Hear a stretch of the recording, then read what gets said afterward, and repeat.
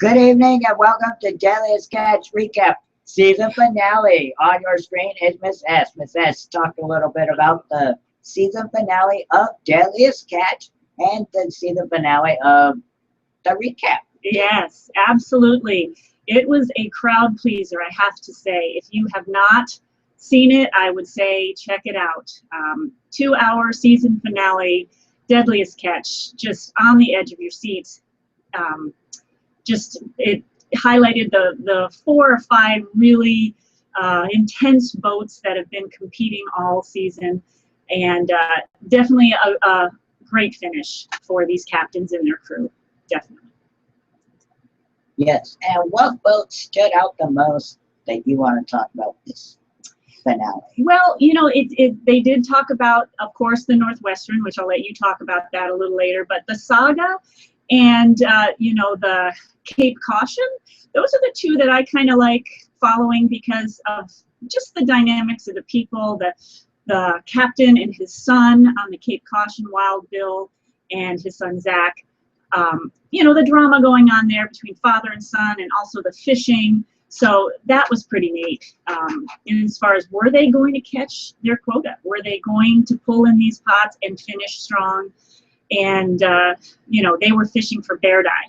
And that's a little harder to fish for that type of crab where they were. So it was kind of a little bit, like I said, intense right up to the very end.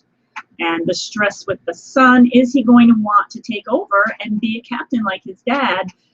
Because his dad wasn't seeing that type of leadership. So I guess next season we'll find out, does he come back? I mean, that's kind of how I felt. Did you feel that way? Was he not coming back next season? So yeah, and he straight up said maybe that was the last crab pot he pulled with his dad. Yeah. You know, but it's been a crazy season. And fact, what other boat do you follow? You know, the Saga with, you know, the captain, Jake Anderson.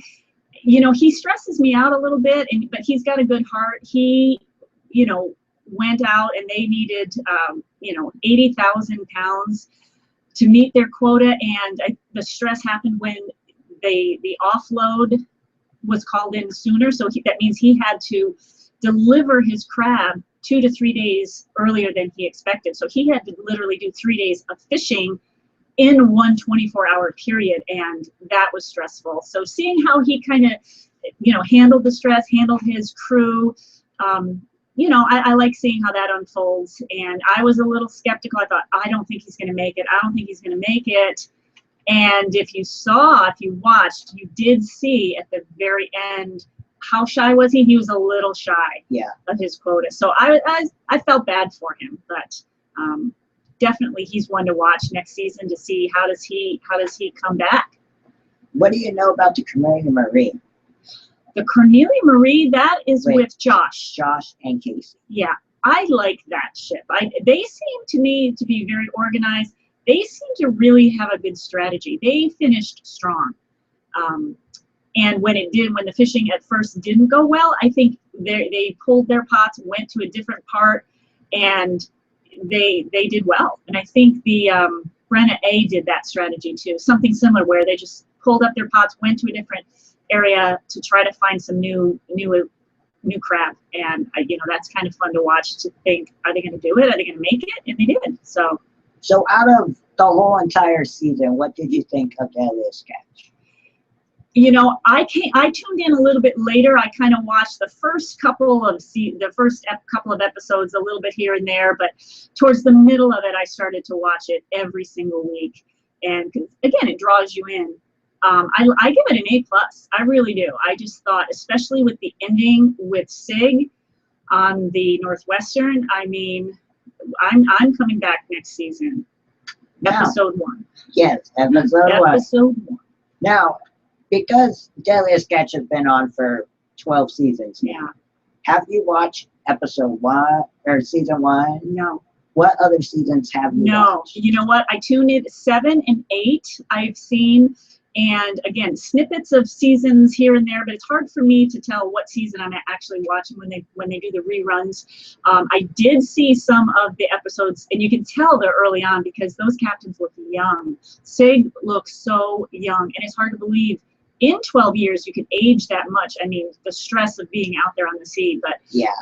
So it's evident it's a stressful life out there. And I'll tell you all this is every crab boat that was on the show this season, they struggled just to get all the crab.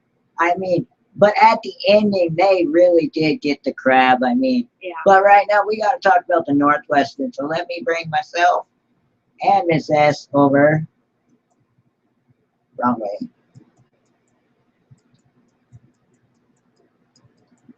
But right now we got to talk about the Northwestern because they've had nothing. We're going to have to do a recap of what the Northwestern had. The Northwestern had a great first season, okay?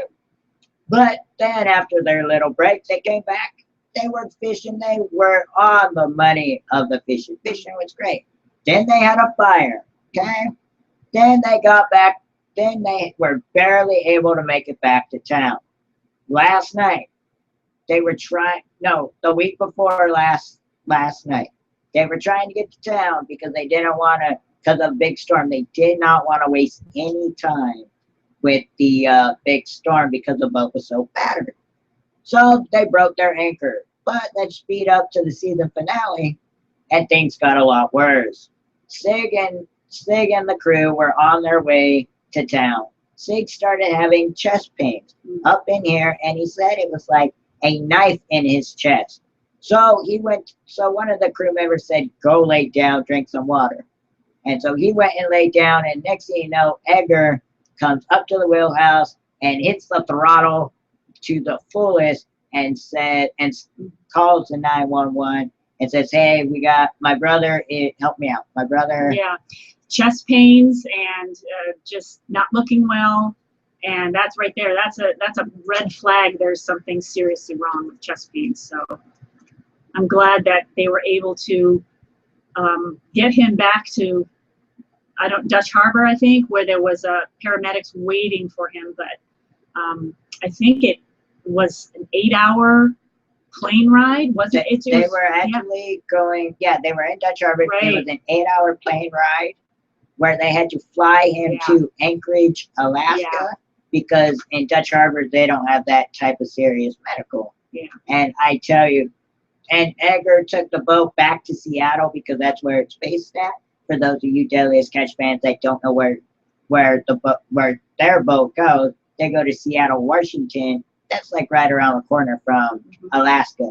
And I tell you, and Edgar kept saying, he goes, I hope we get better news by the time we hit Seattle. But good news is Sig has survived a heart attack.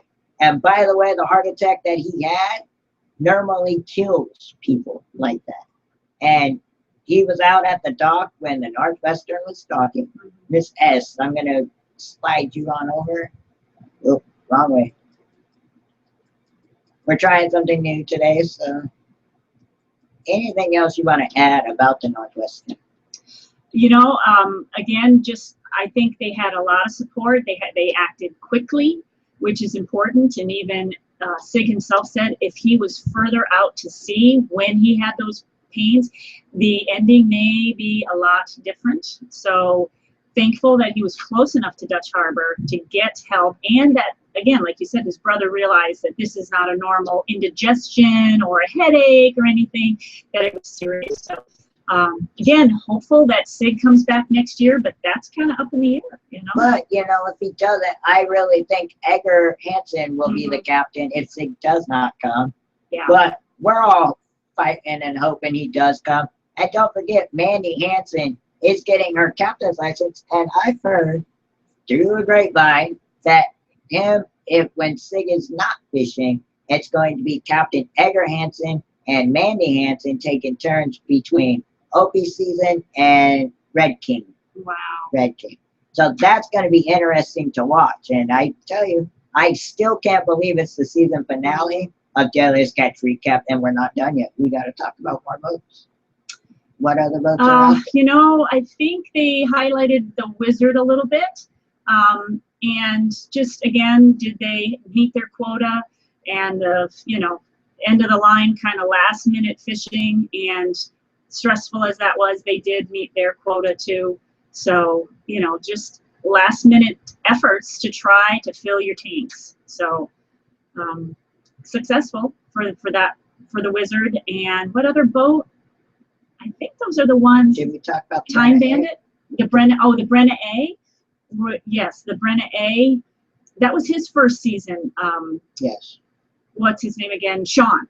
Yes. And that's kind of a nice story where they had, because he took over for his family business and his dad who passed away. So, and his dad had ALS, the Lou Gehrig's disease. So that's kind of a painful disease to have. So in honor of his dad, he really wanted to have a good season, and so he did. And you know, his mom and sister, who the boat is named after, met him at the dock, and I thought that was kind of a nice ending to the season for him as well. His first year officially out as a captain, and he did well.